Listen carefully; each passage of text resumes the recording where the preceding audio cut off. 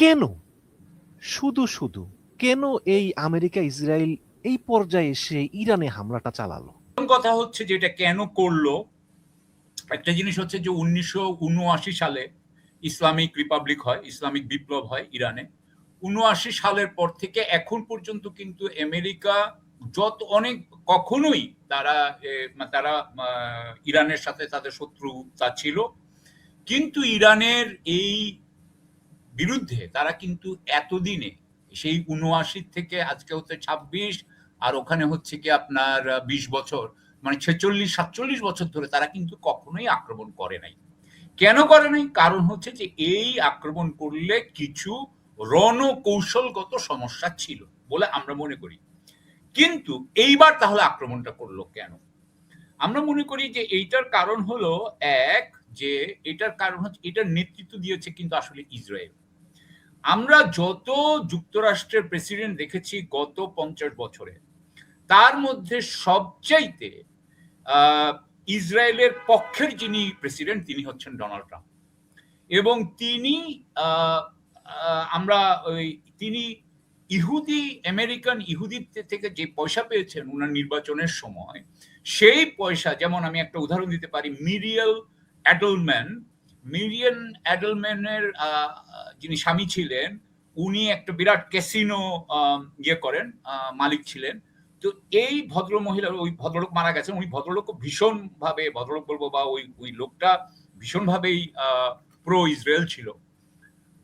তো এই মিরিয়াল অ্যাডেলম্যান $250 মিলিয়ন দিয়েছেন ডোনাল্ড ট্রাম্পকে। $250 মিলিয়ন একজন মানুষ দিয়েছেন। তাহলে উনি নিয়ন্ত্রণ করেন যে ট্রাম্প কি করবে। এখন বলা হচ্ছে যে ট্রাম্পের মালিকানা হচ্ছে ইনাদের হাতে, এবং এই জন্যই এখানে এটা হচ্ছে এক। দ্বিতীয় কথা হচ্ছে যে ইসরায়েল কিন্তু কিছুদিন, গত বছর হিজবুল্লাহকে আক্রমণ করলো, গাজায় আক্রমণ করলো, সিরিয়ায় আক্রমণ করলো।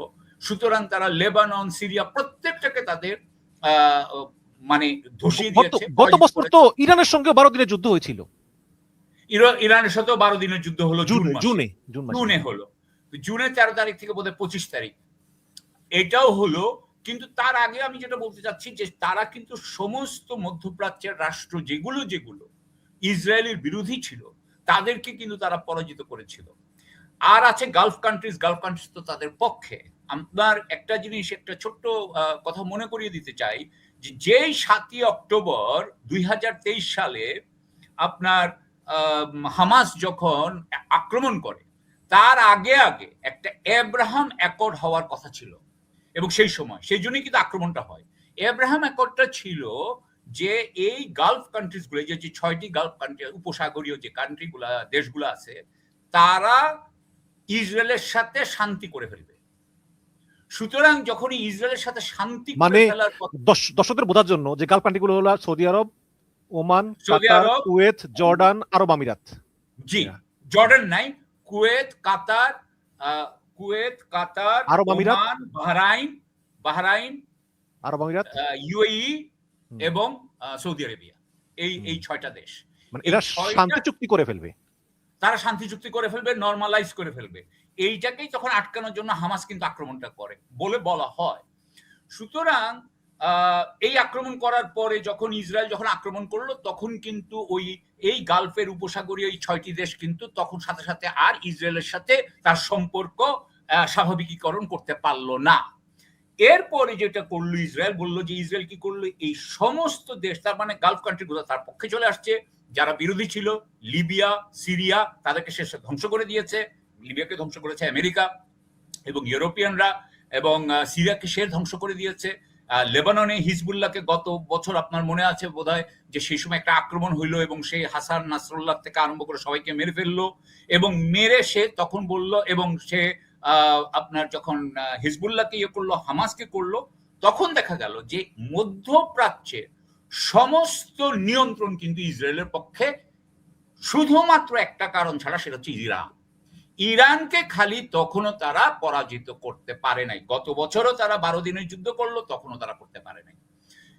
সুতরাং ইরানকে যদি হারাইতে পারে ইসরায়েল, এবং আমেরিকার সাহায্য ছাড়া পারবে না। সে আমেরিকার সাহায্য নিয়ে সে যদি করতে পারে তাহলে মধ্যপ্রাচ্য সম্পূর্ণ তার হাতে চলে যায়। এই জন্য ইসরায়েল এটা করেছে এবং ইসরায়েলের রাজনৈতিক নেতৃত্বে আমেরিকা তার হয়ে এই যুদ্ধটা করছে। সুতরাং এই জন্য আমি বলবো যে এখন এই যুদ্ধটা হচ্ছে, এটার একমাত্র কারণ ইসরায়েল মধ্যপ্রাচ্যের সম্পূর্ণ নিয়ন্ত্রণ নিজের হাতে নিতে চায় এবং আমেরিকা তাকে সেই সাহায্যটা করতে চায়। কিন্তু গত বছরে আমরা দেখলাম যে 12 দিনের যুদ্ধের পরে একটা তো চুক্তি হওয়ার সম্ভাবনা ছিল এবং জেডি ভ্যান্স মার্কিন ভাইস প্রেসিডেন্ট তিনি মধ্যস্থতায় যে কোনো পরমাণু অস্ত্র ইরান কখনোই তৈরি করবে না বলে তারা সাইন করতে রাজি ছিল। কিন্তু তারপরেও এই যে এই মানে এই আক্রমণটা হলো, এটার যুক্তিটা আসলে কি দেখাচ্ছে? যে যেমন ইরান তো বলতেছে যে তারা পারমাণু অস্ত্র তৈরি করবে না, তাহলে সেক্ষেত্রে যদি কোনো হুমকি না থাকে ইসরায়েলের উপর, তাহলে শুধু শুধু মানে এই তার আক্রমণটা হুমকি আছে। তার হুমকি হচ্ছে, ইসরায়েল মনে করে তার হুমকি হচ্ছে যে হিজবুল্লাহকে তো সাহায্য দিয়েই যাবে আপনার ইসরায়েল, হামাসকে ইরান তো হিজবুল্লাহকে সাহায্য দিয়েই যাবে, ইরান ইয়েকে সাহায্য দিয়েই যাবে আপনার হামাসকে, ইরান হুতিদেরকে সাহায্য দিয়েই যাবে ইয়েমেনে। আপনি জানেন যে ইয়েমেনের সাথে হুতির সাথে 2 মাস যুদ্ধ করার পরে আমেরিকাও তাদের সাথে সন্ধি করে চলে গেছিল এবং তারা জানে যে এরা যতদিন ধরে আছে ততদিন তারা হরমুজ প্রণালীর উপরে, বিশেষ করে ইরান হরমুজ প্রণালীর উপরে একটা আপনার ইয়ে করতে পারে, নিয়ন্ত্রণ করতে পারে। ওইদিকে হুতিরা রেড সি, লোহিত সাগর, সেখানে তারা ক্ষেপণাস্ত্র ফেলতে পারে এবং ক্ষেপণাস্ত্র এবং ড্রোন এই দুইটা তো ইরান নিজেই তৈরি করে। সুতরাং তারা ভাবছিল যে ইরান যতক্ষণ থাকবে ততক্ষণ তাদের পক্ষে, ইসরায়েলের পক্ষে হামাসকে ফেলানো। দেখেন হামাসের সাথে 2 বছর ধরে যুদ্ধ করছে। গাজাতে মাত্র 47% অংশে এখন প্যালেস্টিনিয়ানরা আছে, সেখানেও কিন্তু এখনো হামাস তার সম্পূর্ণ ক্ষমতা ধরে রেখেছে। সুতরাং সে মনে করে যে ইরানকে যদি সে পর্যদস্ত করতে না পারে, পরাজিত করতে না পারে, ইরানের যে, আপনি তো জানেন ইরানের শাসন ব্যবস্থা সে যদি পরিবর্তন করতে না পারে, ইরানে যদি একটা তার পক্ষপাতী বা তার অনুগত একটা সরকার রাখতে না পারে, তাহলে সে কখনোই মধ্যপ্রাচ্যের নিয়ন্ত্রণ পাবে না। এবং মধ্যপ্রাচ্যের নিয়ন্ত্রণ যদি না পায় তাহলে তো এই যে তেলের ব্যাপার দেখতে পাচ্ছেন, তাহলে তারা পৃথিবীকেই এক ধরনের নিয়ন্ত্রণ করতে পারে। আমি মনে করি এটা হচ্ছে প্রধান কারণ। অনেকে বলেছে ধরেন চীনকে আপনার কাউন্টার করার জন্য, চীনকে আটকানোর জন্য বা চীনকে সমস্যা করার জন্য আমেরিকা ইরানকে ইয়ে করছে। আমি এটা মনে করি না।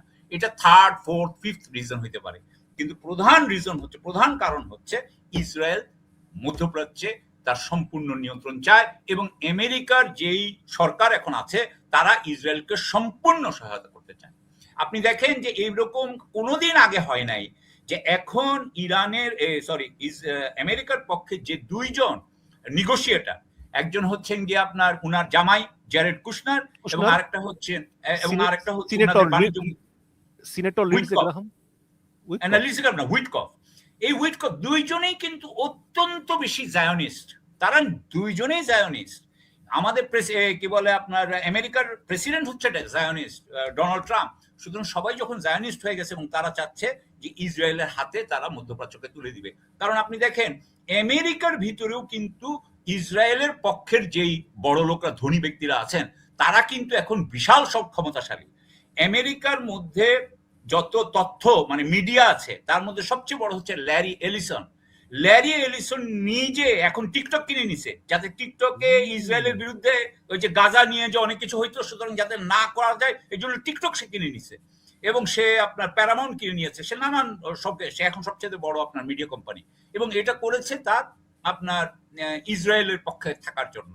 সিবিএস কিনে নিয়েছে সে, সিবিএস এখন ইয়ের মধ্যে চলে গেছে, সেখানে আপনি কখনোই ইসরায়েলের বিরুদ্ধে কথা বলতে পারবেন না, সিবিএস এ অলমোস্ট নাথিং। তো এই হিসাবে আমি বলতে চাই যে, এবং আপনি জানেন যে আমেরিকার বিগ টেক যতগুলো আছে, মাইক্রোসফট বলেন,